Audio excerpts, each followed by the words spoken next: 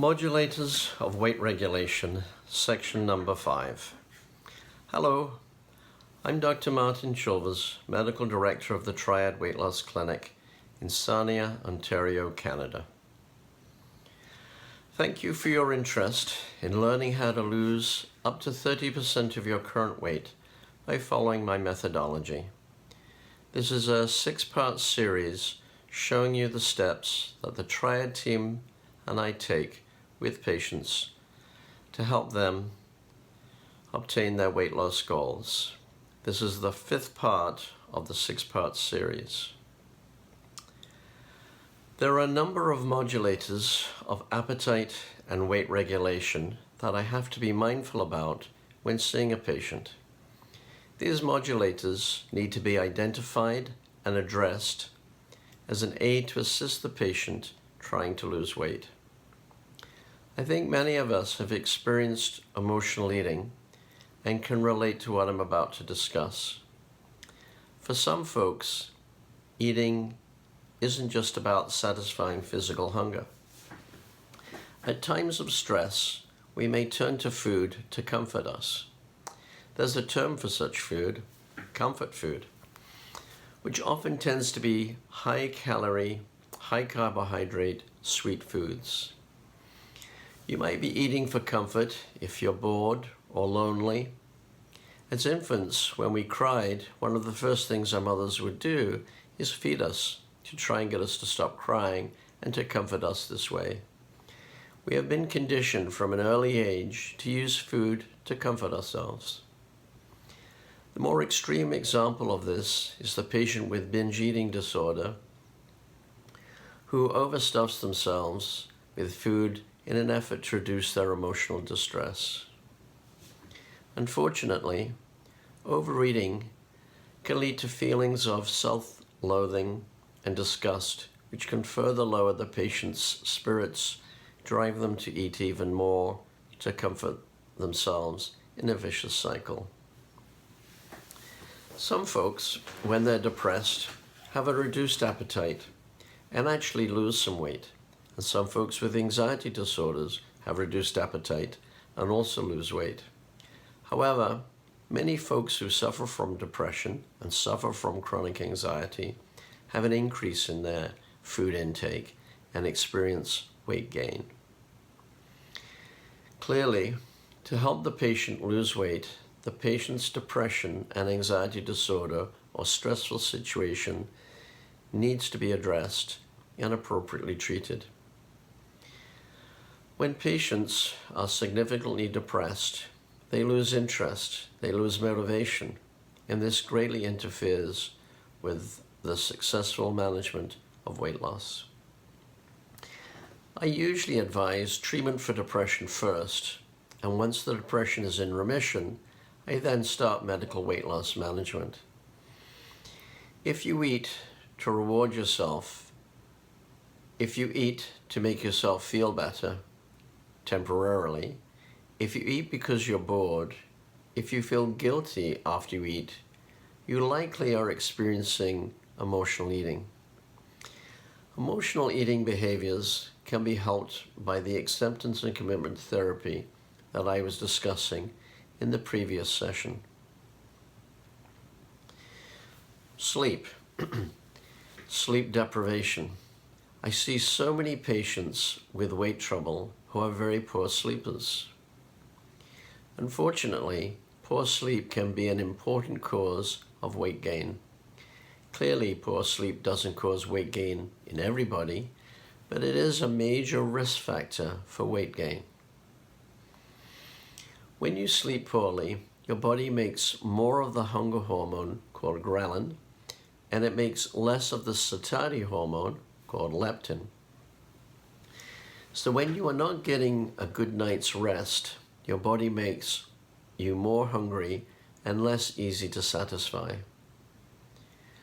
A good number of my more severely obese patients get less than 4 hours of sleep a night total, and they have been like that for years. This is their normal.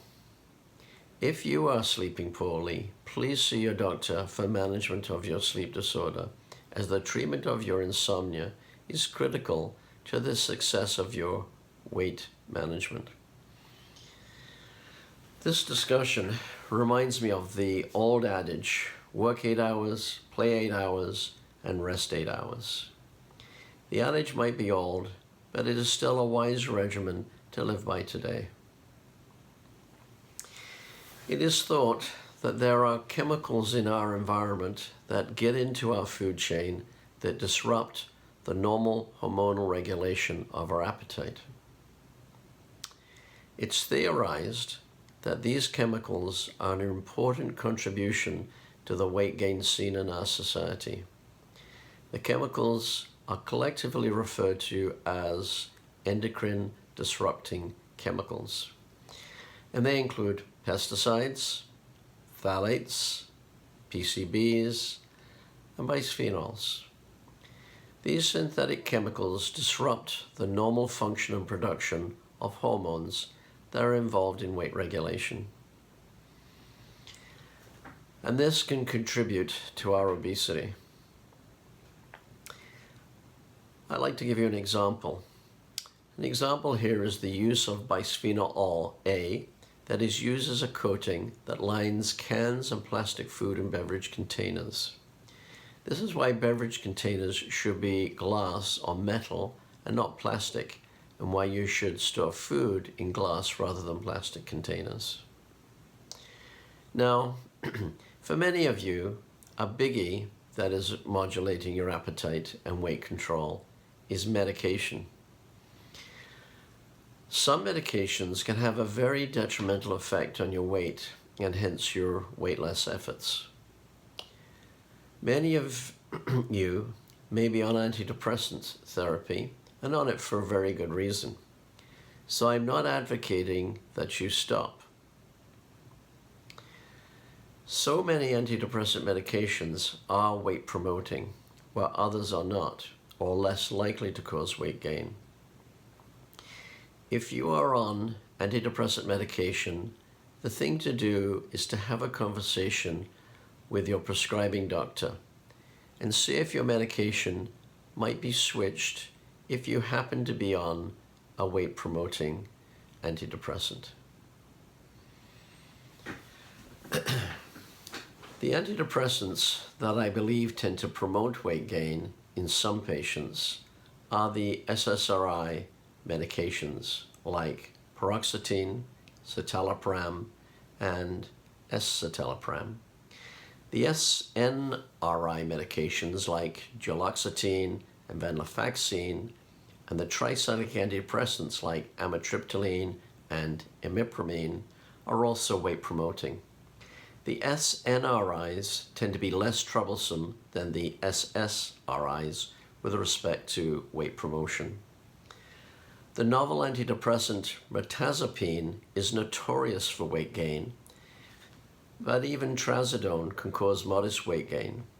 Trazodone is often used as a sleep aid rather than as a pure antidepressant because it has quite strong sedative side effects that are taken advantage of to help the patient sleep. The antidepressant bupropion does not cause weight gain and may contribute to very modest weight loss. Unfortunately, as a family doctor, I haven't found bupropion very helpful as an antidepressant, but have used it as an augmenting agent to augment the benefit of the primary antidepressant. Now, there are newer antidepressants like vortioxetine and levomincipran that are reported to not be associated with weight gain. When it comes to treating depression, there are a number of factors to consider. So any medication changes should be done in consultation with your family doctor or your psychiatrist. Do not stop your antidepressant. Discuss the issues with your doctor. Quite often, antidepressants do not put the patient into full remission, and so the doctor will often prescribe a so-called atypical antipsychotic medication to augment the beneficial effects of the primary antidepressant. In this case, We then call the medications augmenting agents. Unfortunately, most atypical antipsychotics, when added to an SSRI or an SNRI, will cause a very significant weight gain. These atypical antipsychotics can be extremely helpful, though, in assisting the patient to get into full remission from the depression. So again, please do not stop if you happen to be taking one of the weight-promoting augmenting medications. Please discuss this issue with your doctor. Common weight-promoting antipsychotics include quetiapine, risperidone, aripiprazole, and olanzapine. All of the atypical antipsychotic medications tend to promote weight gain, with the exception of ziprasidone. Atypical antipsychotic medications are often used by themselves when they are used to treat the major mental illnesses of schizophrenia and manic depressive disorder. In this situation, they too can be weight promoting. If you suffer from one of these disorders, you must not stop taking your medication, and it is essential for your well-being. Please instead discuss the issue with your psychiatrist. I do wish to point out that I have successfully treated patients with weight loss medication in spite of them taking weight-promoting medication, including the taking of atypical antipsychotics. So it is not essential that the atypical antipsychotic medication be stopped in order to get successful weight loss. The atypical antipsychotic medication, brexpiprazole, is also used as an adjunct to antidepressant treatment. And it's interesting to see that treatment with this medication tends to cause weight gain in those who were initially underweight or normal weight, whereas those who were already overweight or obese didn't gain any further weight. So we have implicated the antidepressants. We have implicated the antipsychotics. The next anti-medication class that is weight promoting are the antihistamines. All antihistamines can promote weight gain except fexofenadine, trade name Allegra, as it does not cross the blood-brain barrier to exert an appetite-stimulating effect in our brain. So if you suffer from hay fever, you do want to try to get the most out of allergy nose spray and allergy eye drops, and avoidance of the offending allergen, and rely less on antihistamines. If you do need to use an antihistamine, then Allegra would be a weight-friendly choice. Hyposensitization therapy, supervised by an allergist, is also a good alternative treatment if your allergies are severe. Now, there are a number of anticonvulsant medications that seem to also promote weight gain, but if you suffer from epilepsy, it is essential that you remain on the medication. However, many patients are prescribed anticonvulsant medications for other medical reasons, like for the treatment of fibromyalgia, for the treatment of neuropathic pain syndromes like sciatica, and for the treatment of chronic headache syndromes. The medications gabapentin and pregabalin are examples of such medication that are used for these pain syndromes that are weight promoting. There are alternative medications that could be considered to treat these pain syndromes that are not weight promoting. You should discuss the issue with your doctor to see if an alternative can be used. In some cases, though, there is no alternative that is as effective. The anticonvulsant lamotrigine is an anticonvulsant that is not thought to cause weight gain, and is also used as a mood stabilizing agent in those suffering from bipolar disorder. We're now going to talk about the anti-diabetic medications. Some anti-diabetic medications do promote weight gain.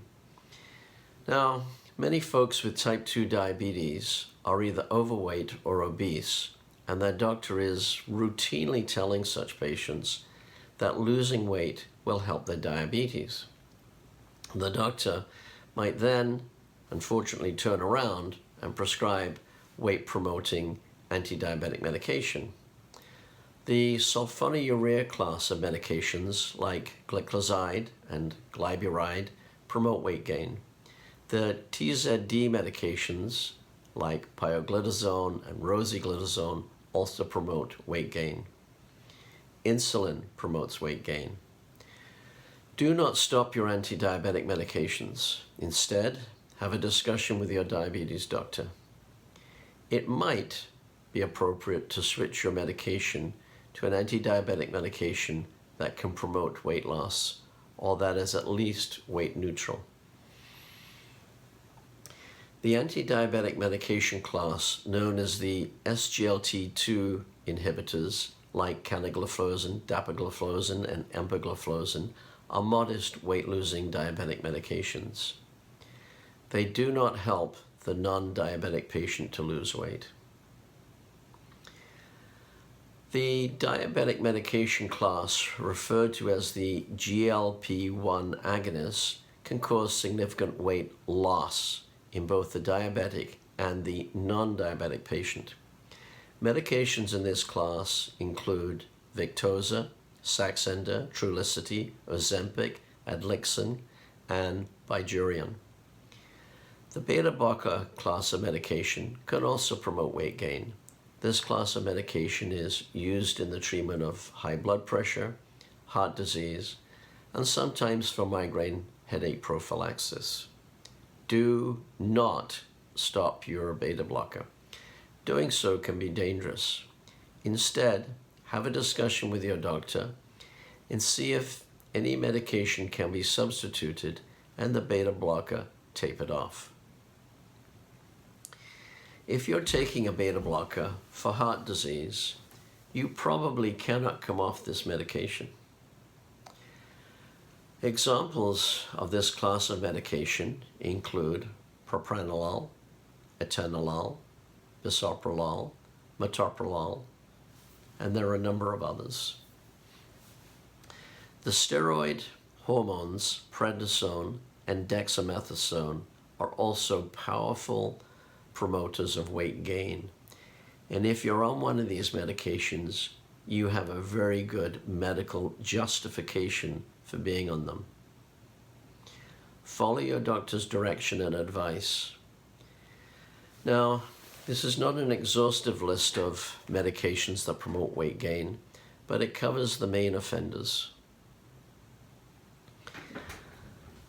I would like to emphasize, by the way of repeating myself, do not stop any weight-promoting medication yourself.